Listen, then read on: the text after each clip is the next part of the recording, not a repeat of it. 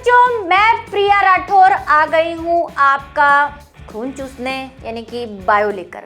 ठीक है, तो क्या पढ़ने वाले हैं वही जो क्लास 9th चल रही है हमारी। और कई बच्चे तो अभी भी पूछते हैं मैम 9th क्लास कहाँ पे चल रही है। भाई यूट्यूब पे चल रही है, इसी चैनल पे चल रही है। चलो क्या कर रहे हैं हम, चैप्टर नंबर 13 करने वाले हैं, उसका L3 आज हम देखेंगे कि हम क्यों बीमार पड़ते हैं, उसी की खोज में हम निकले हैं और छोटी छोटी बातें कर ली है हमने, क्या क्या पढ़ा है। ठीक है, आज जो हम पढ़ेंगे वो पढ़ेंगे तीव्र या दीर्घकालिक रोग क्या होते हैं, उसके बाद दीर्घकालिक रोग तथा अस्वस्थता क्या होती है, किससे होती है, थोड़ा सा उसी की डिटेल प्रश्न पढ़ेंगे। ठीक है, तो शुरू करते हैं। तीव्र या प्रचंड तथा दीर्घकालिक रोग या बीमारियां क्या होती हैं। देखो अलग अलग प्रकार के रोग होते हैं, है ना, बहुत प्रकार के। कुछ ऐसे रोग होते हैं जो बहुत जल्दी होते हैं और थोड़े टाइम में अपने आप सही हो जाते हैं, है ना, जैसे कि सर्दी खांसी होती है, हमें पता है हुई है तो अभी 4-5 दिन चलेगी और फिर सही हो जाएगी। ठीक, तो हम ज़्यादा टेंशन भी नहीं लेते। कुछ होते हैं जो ज़्यादा हो जाती है, भाई ठीक है टैबलेट वगैरह ले लेते हैं। कुछ ऐसी बीमारियां होती हैं जो दीर्घकालिक होती है, जैसे डायबिटीज हो गई तो अब हो ही गई है ना, मीठा खाना बंद। कैंसर है, हो गया है तो हो ही गया है, कुछ नहीं कर सकते, उसका तो कोई इलाज ही नहीं है। एड्स हो गया है तो हो गया है, कुछ नहीं कर सकते, इलाज नहीं है। ठीक है, तो ये होती है दीर्घकालिक बीमारियां। दीर्घकालिक, दीर्घ का मतलब लंबे समय तक चलने वाली बीमारियां। ठीक है, और तीव्र का मतलब बहुत जल्दी होने वाली, और लेकिन वो जल्दी होती है लेकिन प्रचंड होती है। ठीक है, तो दोनों ही चीजें आती हैं। कुछ ऐसी बीमारियां भी जो होती है जो तीव्र भी होती है और दीर्घकालिक भी होती है, जल्दी भी हो जाती है और दीर्घकालिक भी होती है। तो उसी के बारे में हम डिस्कस करेंगे।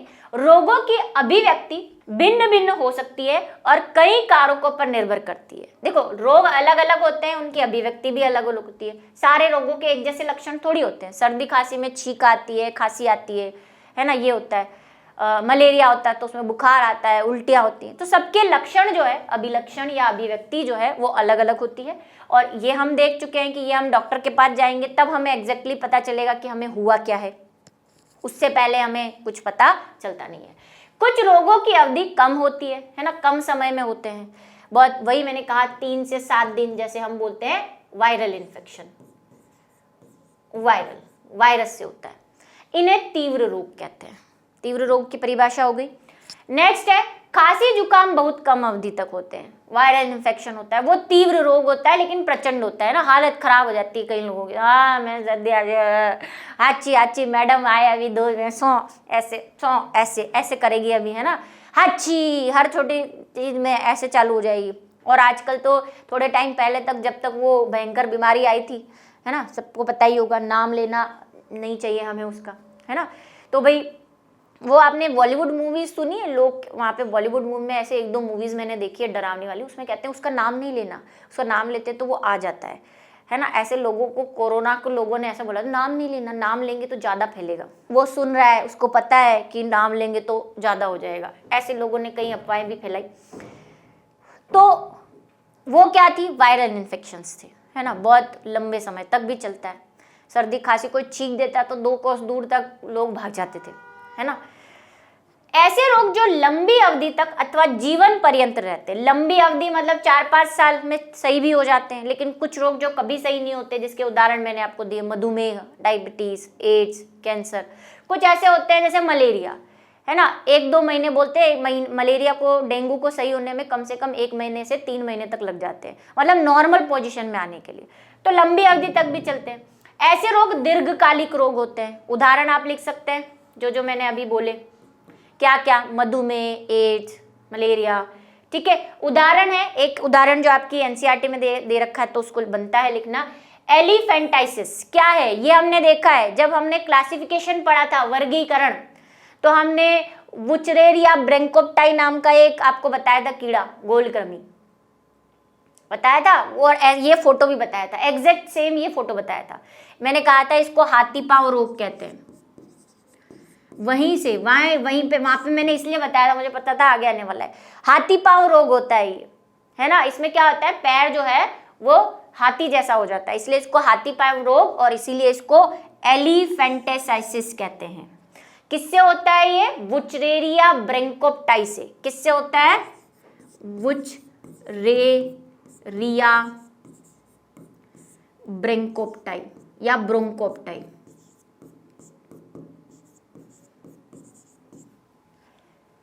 है ना, ये पढ़ा है हमने उस चैप्टर में। फिलपाव रोग भी कहते हैं इसको, हाथी पाव भी कहते हैं। ये भारत के कुछ क्षेत्रों में होता है, तमिलनाडु और उस साइड ज्यादा फैलता है। ये आपके आसपास तो आपने कभी देखा नहीं होगा। ठीक है, चलिए अब दीर्घकालिक रोग और अस्वस्थता क्या है ये पढ़ लेते हैं। तीव्र या दीर्घकालिक रोग के हमारे स्वास्थ्य पर भिन्न भिन्न प्रभाव पड़ते हैं। लक्षण भिन्न भिन्न होंगे तो प्रभाव भी, किसी को वीकनेस आ जाएगी, किसी को शरीर जो है कमजोर हो जाएगा, किसी का शरीर, डायबिटीज में आपने देखा होगा ज्यादातर लोग मोटे हो जाते हैं डायबिटीज में, कुछ डायबिटीज में लोग पतले भी हो जाते हैं ना, सिकुड़ जाते हैं। तो अलग अलग प्रभाव देखने को मिलता है। कोई भी रोग जो हमारे शरीर के किसी भी भाग के कार्य को प्रभावित करता है तो वो हमारे स्वास्थ्य को प्रभावित करेगा। कोई भी आपके शरीर के किसी भी अंग पे अगर किसी ने अटैक कर रखा है, बीमारी फैला रखी है, अगर कोई भी अंग आपका खराब है या कोई भी बॉडी के अंदर कुछ चीजें चल रही है जो आपको आपकी शरीर के लिए अच्छी नहीं है, तो वो आपके बाहर भी दिखेगी। भले अभी दिखेगी, थोड़े टाइम बाद दिखेगी, लेकिन दिखेगी जरूर, प्रभावित जरूर करेगी आपके स्वास्थ्य को। लेकिन तीव्र रोग जो बहुत कम समय तक रहता है, उसे स्वास्थ्य पर बड़ा प्रभाव डालने का समय नहीं मिलता। भाई 3 से 7 दिन रह रहा है, उतने में आप दवाई ववाई भी खा लेते हो तो ज्यादा कोई आप पे क्या नहीं पड़ता, असर नहीं पड़ता। ठीक है, अपने आप भी सही हो जाती है 3 से 7 दिनों में सर्दी खांसी, और नहीं भी गोलियां भी खाई है तो आपकी बॉडी पे ज्यादा इफेक्ट नहीं दिखेगा। आप 3 से 7 दिन में बिल्कुल सही हो जाओगे, क्योंकि वो कम टाइम के लिए आपकी बॉडी में था। जो वायरस था, जो बैक्टीरिया था, कुछ समय के लिए था, तो आपकी बॉडी को ज्यादा नुकसान नहीं पहुंचा पाया, है ना, समय नहीं मिलता। लेकिन उसी तरह जो दीर्घकालिक रोग होते हैं वो हमारे स्वास्थ्य पे ज्यादा प्रभाव डालते हैं, क्योंकि वो 2 महीने तक हमें डेंगू हो रखा है, 2 महीने तक हमें मलेरिया हो रखा है, एड्स हमें कई सालों से हो रखा है, कैंसर हमारे जीवन भर हमारे साथ चल रहा है।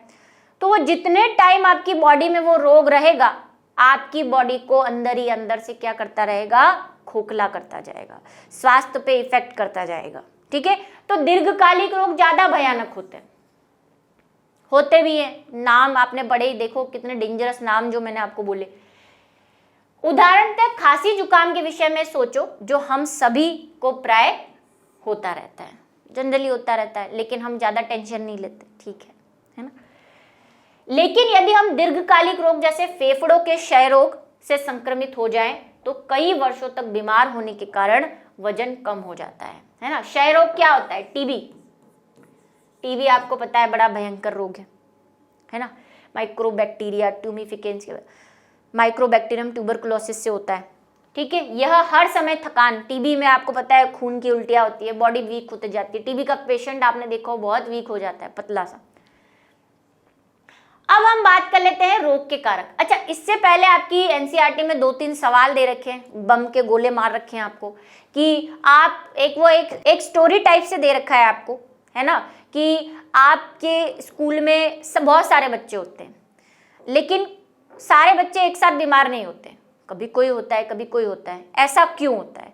तो हम कहते हैं कि देखो, हवा में वायरस तो सब जगह है, यहाँ पे भी है, स्कूल में भी है, और एक क्लास में आप सब बैठे हो तो सबको वो वायरस घेरे हुए, लेकिन वो वायरस या बैक्टीरिया किसी एक इंसान को ही लगता है। ऐसा क्यों लगता है? तो सब में, लेकिन किसी का शरीर कमजोर होता है तो उसको जल्दी बीमारी लग जाती है, जिसको आजकल हम बोलते हैं इम्यूनिटी, यानी कि प्रतिरोधक क्षमता।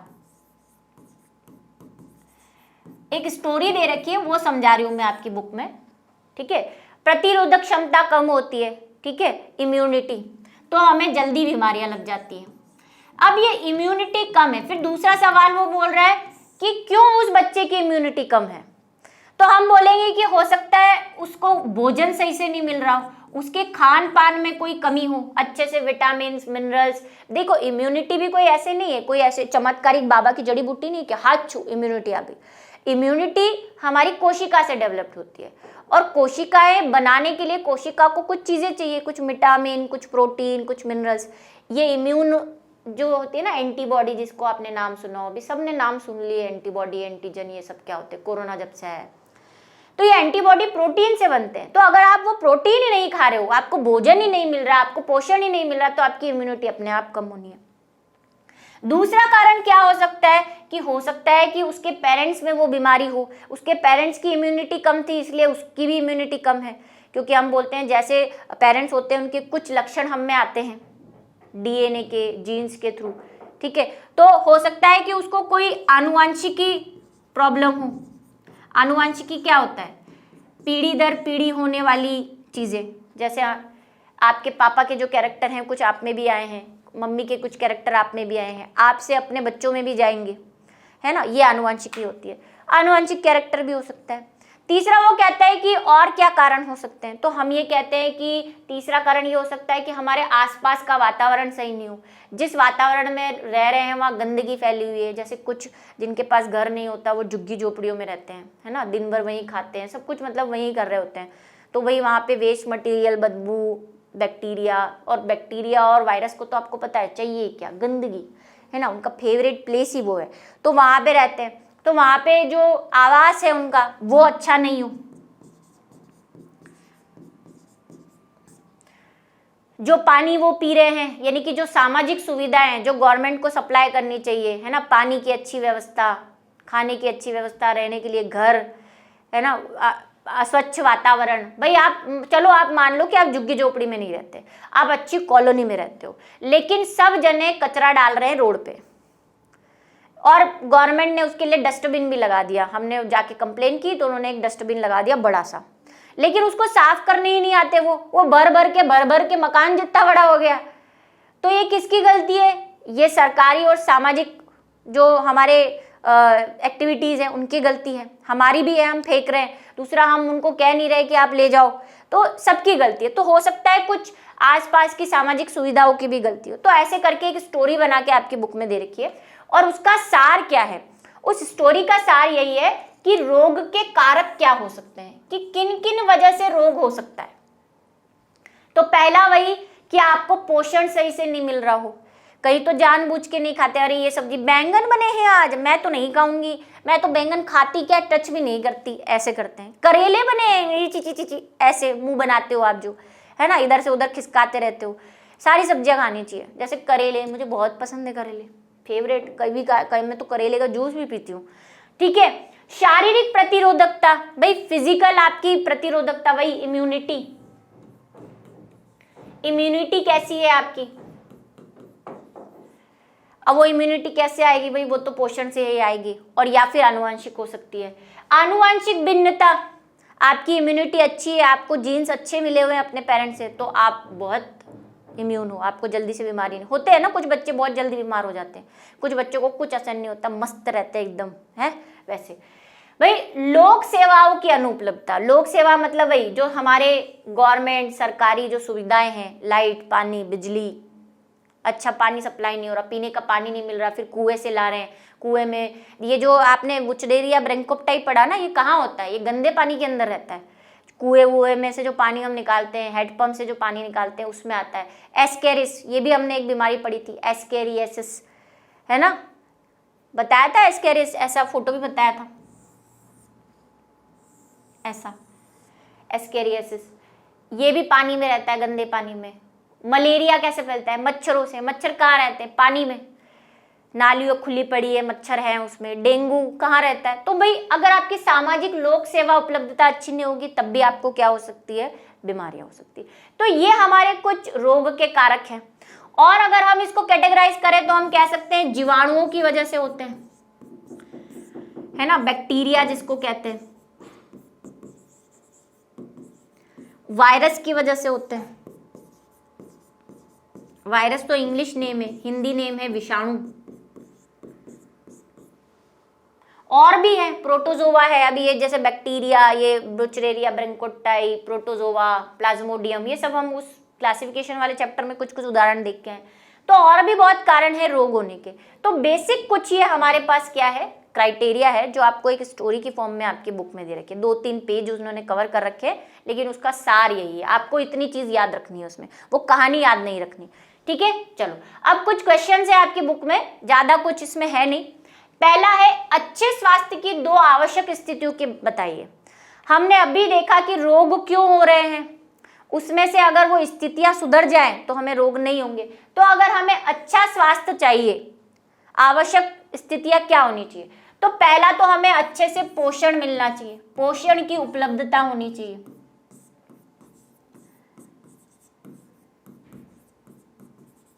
पोषण की उपलब्धता होनी चाहिए। दूसरा क्या होना चाहिए? हमारी जो लोक सेवाएं हैं। अब देखो, जीन्स जो आ रहे हैं उनमें तो हम कोई चेंज नहीं कर सकते। कर सकते हो क्या कि नहीं पापा आप मेरे को ये जीन मत दो, मेरे को नहीं चाहिए? भाई वो तो आएगा ही आएगा। अब अपनी आवश्यक स्थितियां क्या बना सकते हो? तो भाई अच्छा खाना खा सकते हो, उससे जो कमियां पूरी है विटामिन की, या आप में कोई चीज नहीं बन रही है जिसकी वजह से आप वीक हो रहे हो, प्रतिरोधक क्षमता कम हो रही है, तो आप पोषण की कमी को दूर कर सकते हो। दूसरा, आनुवंशिकता को दूर हम नहीं कर सकते, वो तो जेनेटिक है, वो तो आएगी ही आएगी। एक और कि हम हमारे आसपास की चीजों को सफाई रख सकते हैं, स्वच्छ रख सकते हैं, मतलब वही लोक सामुदायिक जिसको हम कहते हैं। सामुदायिक, सामुदायिक का मतलब हमारी आसपास की कम्युनिटी, जहाँ पे हम रहते हैं, जहाँ पे हम हंसते बोलते खेलते रहते हैं, पड़ोस, मोहल्ला, जो भी आप कहें, सामुदायिक स्वास्थ्य पे ध्यान दे सकते हैं। तो भाई हमारी जो सामुदायिक स्वास्थ्य है, स्थितियां हैं, है ना, आवश्यक स्थिति है, तो वही स्थिति लिख दो, उनको हम जो है थोड़ा सा चेंज करके आवश्यक स्थितियां बना सकते हैं। क्वेश्चन बहुत इजी है, ज्यादा कुछ नहीं है। रोग मुक्ति की कोई दो आवश्यक परिस्थितियां, अब ये भी वही है, स्वास्थ्य और रोग अलग अलग थोड़ी है। स्वस्थ रहेंगे तभी तो रोगी नहीं रहेंगे, तो एक ही बात है।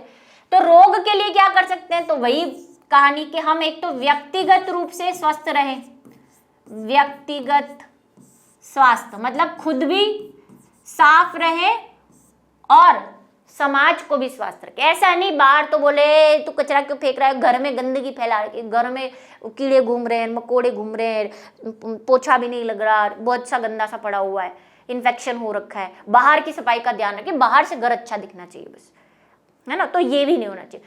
खुद 4-4 दिन तक नहा नहीं रहे, सर्दी आई नहीं मैं तो नहीं नहाऊंगा, नहीं नहीं नहीं नहीं ऐसे कर रहे हैं, और बाहर वालों को ज्ञान दे रहे नहाता क्यों नहीं है, बीमार हो जाएगा, ऐसे, है ना। ऐसा भी नहीं होना चाहिए। तो व्यक्तिगत स्वास्थ्य व सामुदायिक स्वास्थ्य दोनों पे ध्यान देना है।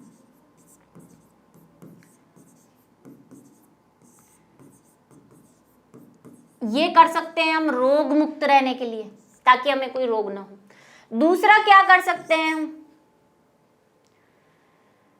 लोक सेवा की, लोक जन सेवा जो है, जिसकी हमने बात की कि हमारे आसपास जो कचरे का निपटारा है, स्वच्छ पानी की उपलब्धता है, उसका ध्यान दे सकते हैं। तो लोक सेवा उपलब्धता या उपलब्धता, अनुपलब्धता का मतलब तो होता है नहीं मिल रही, ठीक है। अनुपलब्धता का मतलब नहीं मिलना, ये उपलब्धता लिखना पड़ेगा यहाँ पे, उपलब्धता, है ना। वो जो अनुपलब्धता था ना, उसका मतलब होता है नहीं मिलना, नहीं मिल रही है प्रॉपर व्यवस्था। तो हम उस व्यवस्था को अगर अच्छे से कर दें, पानी की, खाने की, रहने की, साफ सफाई की, कचरे की निपटारे की, आजकल कचरे वाली गाड़ियां आने लग गई हैं, है ना। तो ऐसी व्यवस्था से हम रोग मुक्त रह सकते हैं। एक सवाल और, वही सिंपल सा, फर्जी सा, क्या उपरोक्त प्रश्नों के उत्तर एक जैसे हैं? बिल्कुल, बात तो वही है। अब मैं रोग मुक्त बोलूं या मैं स्वस्थ रहने की विधियां बोलूं, बात तो सेम ही है। तो बस यहाँ कुछ नहीं लिखना, यहाँ पे क्या है, दोनों सेम है। तो भाई भिन्न है ही नहीं, तो जवाब देने की जरूरत नहीं है। और चाहो तो लिख सकते हो दोनों सेम है, क्योंकि हम स्वस्थ तभी रहेंगे जब हम रोग मुक्त रहेंगे। स्वास्थ्य मानसिक, शारीरिक और जो है सामाजिक रूप से आता है। तो अगर हम रोग मुक्त और स्वस्थ रहना चाहते हैं तो हमें आसपास के वातावरण को स्वस्थ रखना पड़ेगा, और उनकी आवश्यक स्थितियां समान है, ठीक है। दोनों की आवश्यक स्थितियां समान है, वही खाना, आसपास का वातावरण, यही तो स्थितियां हैं। चाहे रोग मुक्त रहना चाहते हो, चाहे स्वस्थ रहना चाहते हो, करने तो काम वही है, क्योंकि कारण वही है सबके, ठीक है। तो ये बिल्कुल छोटा सा एक टॉपिक था। नेक्स्ट टॉपिक है वो है संक्रामक असंक्रामक रोग, वो थोड़ा सा बड़ा है, उसको हम नेक्स्ट क्लास में करेंगे। तब तक के लिए धन्यवाद बहुत बहुत, और इसमें इतना ही। नेक्स्ट क्लास में मिलेंगे अगली कहानी।